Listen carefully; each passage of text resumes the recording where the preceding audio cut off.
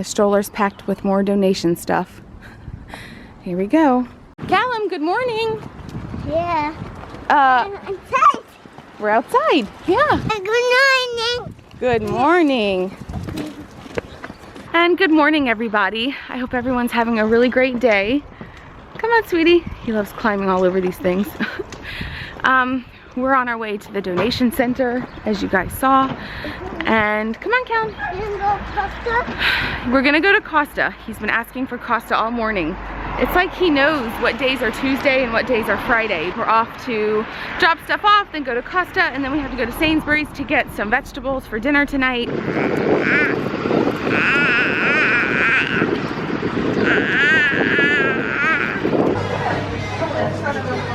All right, one of our last Costa trips here.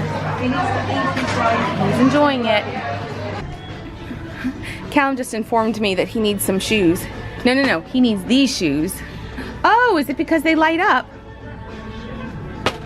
Mm-hmm. It's crazy. Linnea's sitting here with us, having the time of her life. Right? Right? You having the time of your life? No? Yeah. Here's my little outfit of the day, just because I like it. I'm wearing some jeans, some boots, and I'm wearing this shirt that's kind of like an Aztec-y Native American shirt. I love it. Love it.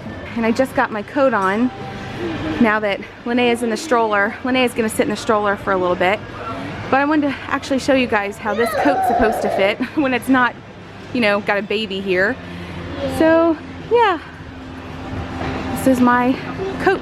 Today's Euro meeting is an estimated rollover at 76. Hey. Hey.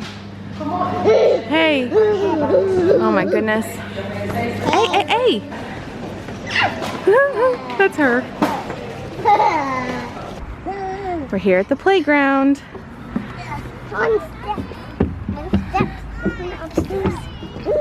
He's so happy to have other kids here. All right, go on. That's fun, huh? Come on. Yeah. There we go. Hey.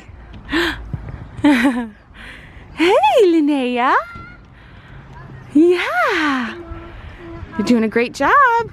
And push. And push. Push.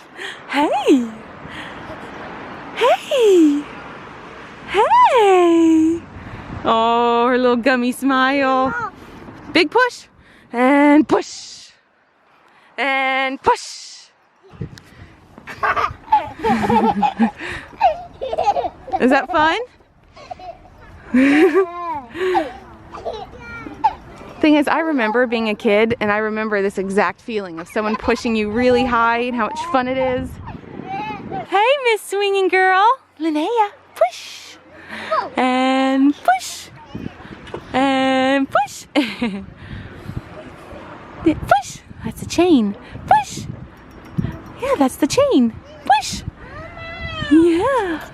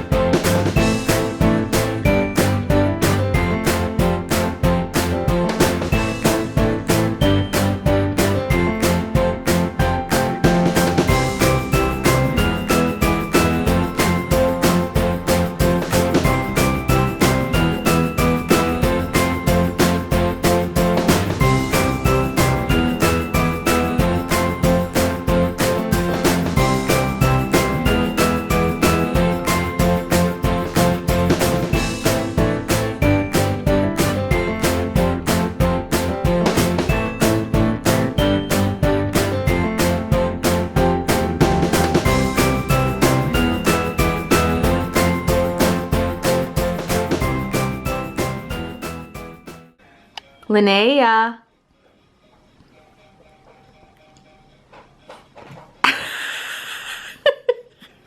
Linnea. You're looking at all the crumbs? Girl, you still have some zucchini. Hey. Well, she moved away. I know, she's pushing herself. Linnea, there she is.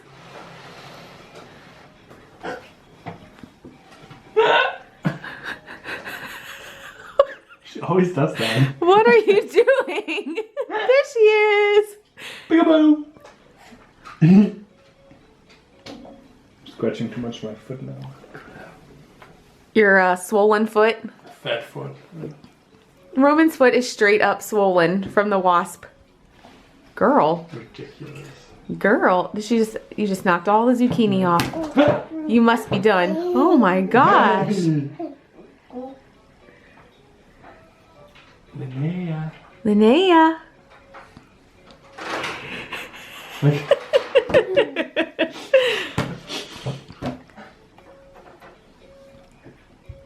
Oh God, these parents. I know.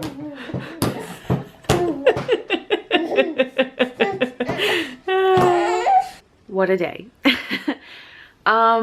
We were told by the real estate agent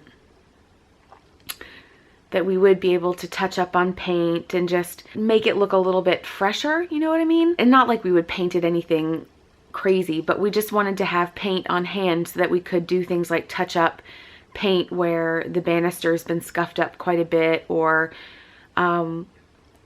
parts of the wall that desperately needed just a little bit of paint here and there. But we have no intention of like repainting the whole apartment. That was what we had told the realtor who showed us the flat, and she said, yeah, that's not a problem. Let me just get that okayed with the landlord. We'll put that in your offer. You put in an offer and say how much you'll spend and what you'll put in, what you want the landlord to do.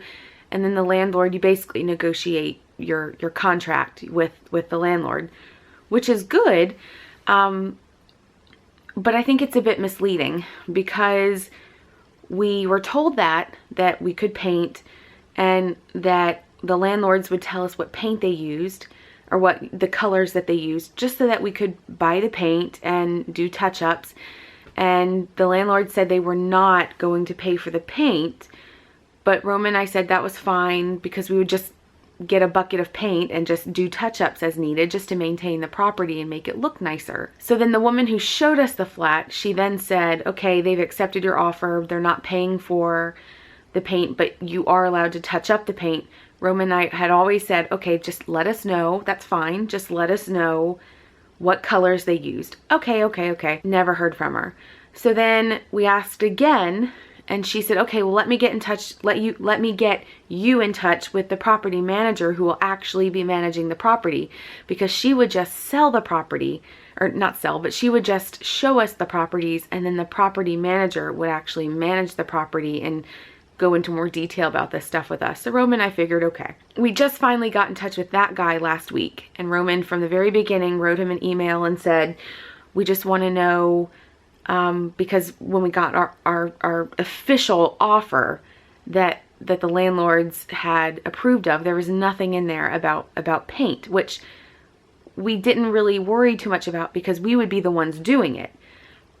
But Roman said he just wanted to verify that was okay before, because he wanted to put that in the contract, that painting was okay, and we just wanted to know what colors to use. And the guy said, okay, I'll find out. I called him yesterday about getting keys, and I asked him also about the contract and about paint, and he didn't really have much to say. We got the contract today, and he just gave instructions, just go through and click it and sign it, and that's the contract.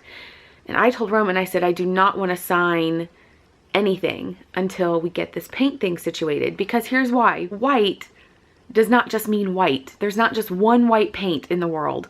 White has some shades are a little bluer or more gray or more pink or more green or whatever.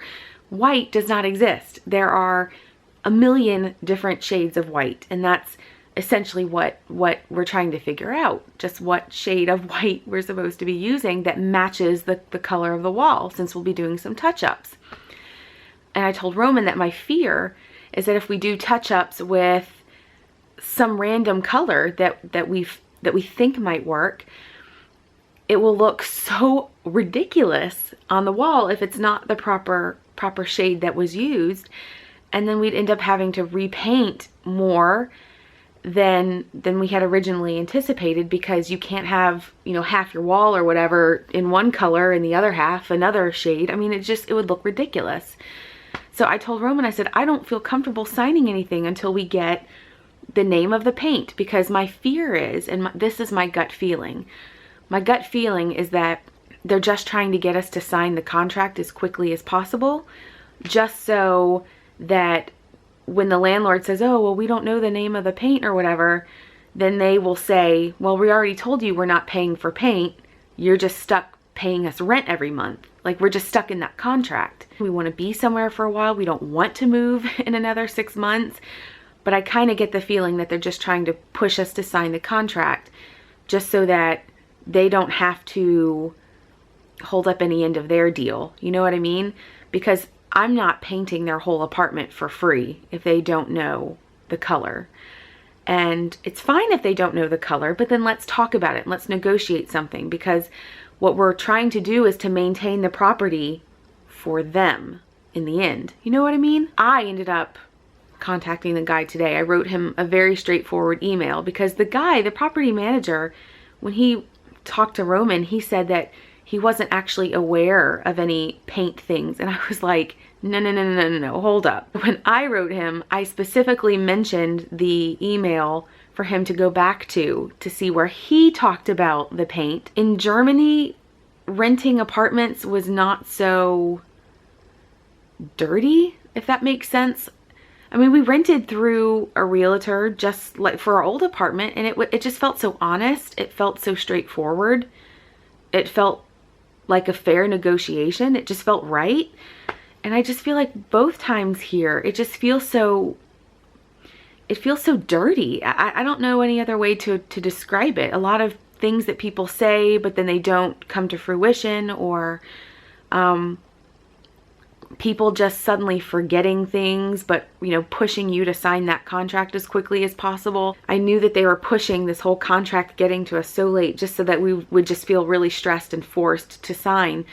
But I told Roman, I said, I will call that guy tomorrow, and I'm not going to be pushed over. I'm not going to be bullied. In the email that I sent the guy, I was very straightforward, very direct, and I wanted him to make sure that he knew that I knew what he was up to, that I knew the game, if you will, and that I wasn't gonna fall for it. I'm hoping that tomorrow the guy emails me back. If he doesn't, we're gonna have to have a chat. Thank you guys so much for watching. We'll see you tomorrow.